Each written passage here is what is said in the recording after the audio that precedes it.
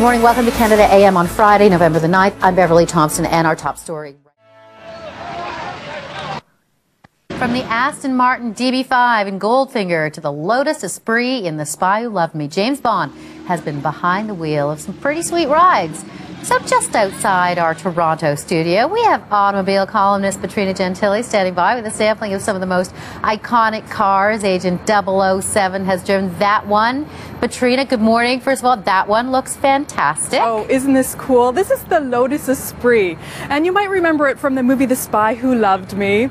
It was great. Roger Moore played James Bond, and he actually drove it right off of a deck in Sardinia, and it went into the water, and it transformed into a submarine. It was really cool. The fins came up, the periscope came up, the wheels turned in. Really, really neat. And then, you know, this vehicle came back in the movie For Your Eyes Only.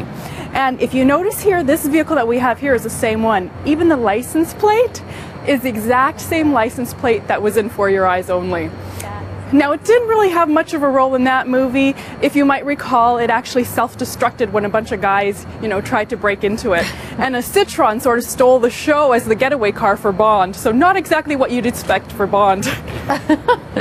What's this one? Well, now we're going into a new era. This is the BMWs. They sort of took over in the mid-90s, late 90s. This one is the Z3. And it's the vehicle from GoldenEye back in 1995. Had a small role, but again, it had the bulletproof glass and the missiles. This one I think is great though. We have to talk about the 750iL. Again, it was a BMW car. It came out a couple of years later, and this one I loved. One of my favorite car chase scenes of all time. Pierce Brosnan is James Bond, and it's in Tomorrow Never Dies. He's in the parking garage, and he controls the vehicle remotely. Comes up to him, tear gas spews out of it, and he actually jumps into the car and lies down in the back seat, and he's controlling it remotely, shooting off missiles. It's such a great, great scene. Tire spikes are coming out of the bottom.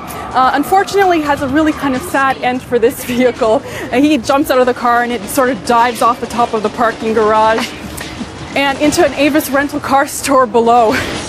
I actually do remember that scene. I love that scene. Oh, look at this one. Now this one is another BMW, the Z8. And it came out a couple years later in the next movie, The World Is Not Enough.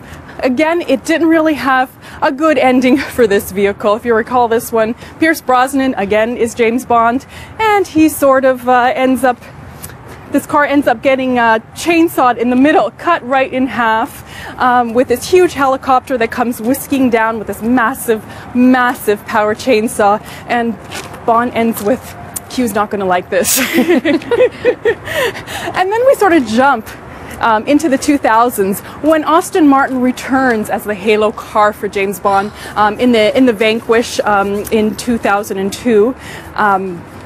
After that, we really know that Aston Martin, I mean, that was the iconic car for James Bond. It really all started with the DB5, if you can remember from Goldfinger back in '64. That's when we really saw, you know, that this car with all the lethal goodies on it. It had the ejector passenger seat, the rotating license plate, the machine guns. It was iconic, and it really, really made a mark for Aston Martin, and it really secured the name as, you know, synonymous with 007.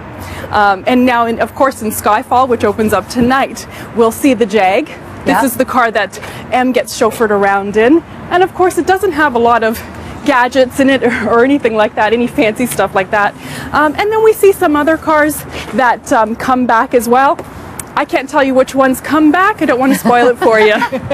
I'm just laughing, Patrina, because we're getting, you know, two of your favorite things, right? I mean, wonderful cars and Bond. Exactly. Can't go wrong.